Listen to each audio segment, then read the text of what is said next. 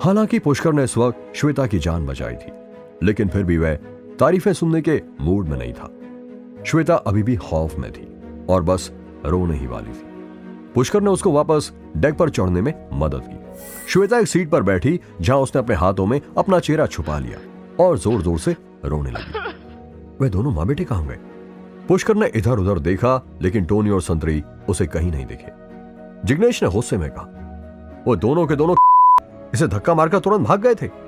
पता नहीं वे किस कमरे में रहते होंगे, मैं बाद में पता लगा लूंगा।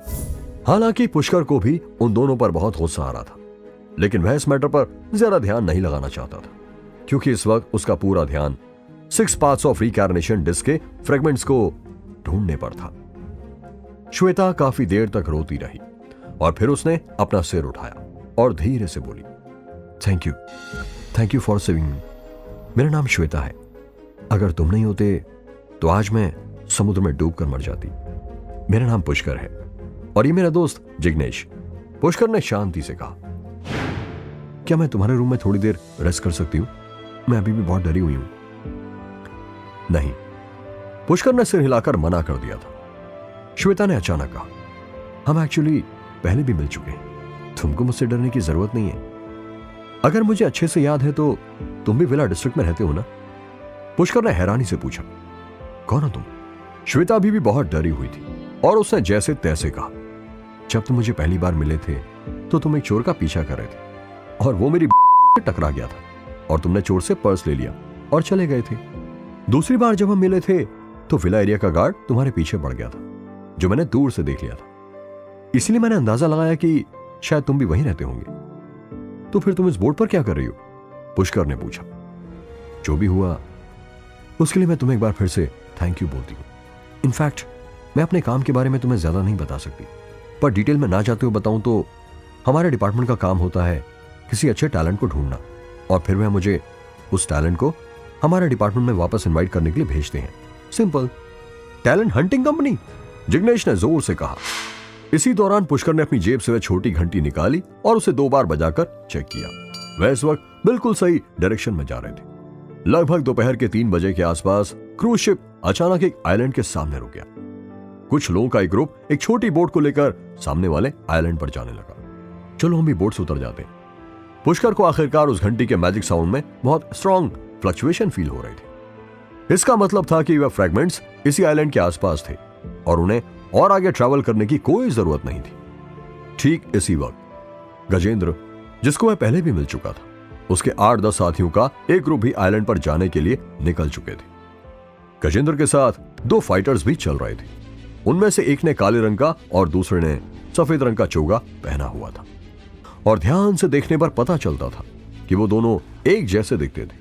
शायद वो दोनों जुड़वा थे। गजेंद्र उन दोनों से काफी इज्जत से बात कर रहा था और उन्हें मास्टर देबू और मास्टर जग्गी कहकर पुकार रहा था। ओह पुष्कर, यही तो वो 2 लोग हैं जिनको हमारा डिपार्टमेंट इनवाइट करना चाहता है। मुझे जल्दी जाना होगा।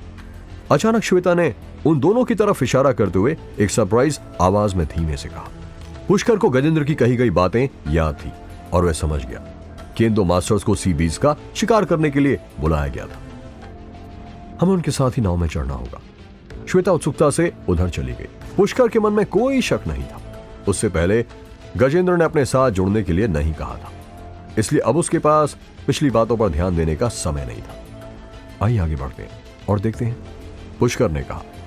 पुष्कर दूर से ही उन दोनों तेजस्वी लोगों के मन में चल रही अटकलों को महसूस कर सकता था।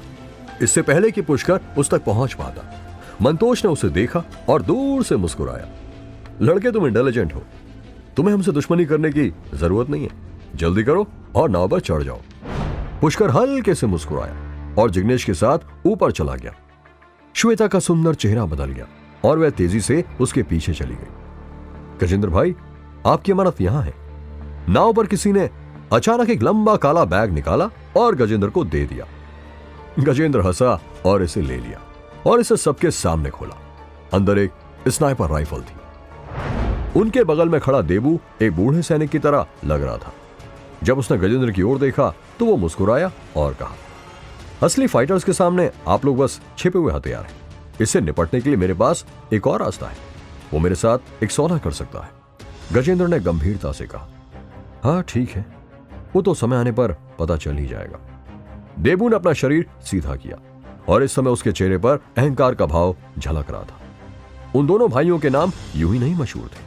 अगर गजेंद्र ने इस बार उन्हें समुद्र में जाने के लिए बहुत सारे पैसे खर्च नहीं किए होते तो उनके लिए बाहर आना असंभव होता, लेकिन जग्गी के दिमाग में ऐसा कुछ नहीं चल रहा था।